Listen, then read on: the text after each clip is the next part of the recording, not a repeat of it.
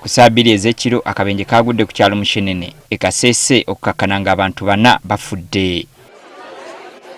Akabenje kano nga kakagwawo abatuuze badduse okusobola okutaasa naye nga bano bagudde wansi w'olutindo lwa Bukangala. First 2 bikes had bypassed.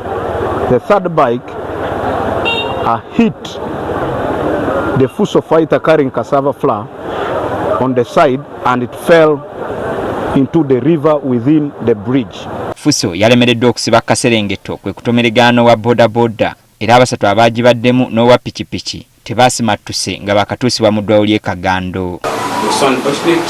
When we got the information, we rushed to the scene. Unfortunately, the same life.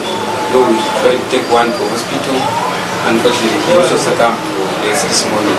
Abafudde kuliko Robert Masereka, Bahati Kalimu Sati, Mbali Joakim ne Morris Tembo nga yabadde omuvuzi wa pikipiki. First 2 bikes had bypassed. The third bike hit the Fuso fighter carrying cassava flour on the side and it fell into the river within the bridge. Tutuseeko gye baza Robert Masereka ng'enteekateeka z'okuziika zitandise. Hannington Bwambale mukulu w'omugenzi annyonnyodde we baayawukanidde olunaku lw'eggulo mu katawuni k'Ekinyamaseke. Naro aho ngamalangira busumu mumuhe mamatoka mamusambire ewolo so ngabe menya kwa na mwala wetu nisubira ku ya Masereka Robert ayengolo ngana mu shizigiza ke Kinyamaseke ngabe menya kwa na koma biriko naro mngasanga tubiteka musamanyisha beka.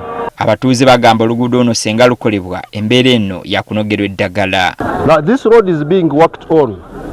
It is going to cost government 1.2 billion because they are going to put first class maram and the bridge itself is on program. So I know after working on the road then they will embark on the bridge to widen it because there is a sharp corner, a V-shaped. Abooluganda baweereddwa emirambo gyabwe okukola ku by'okuziika nga n'emmotoka ya Fuso eyagudde wansi mu luwonko basala magezi ngeri ya kugijjayo.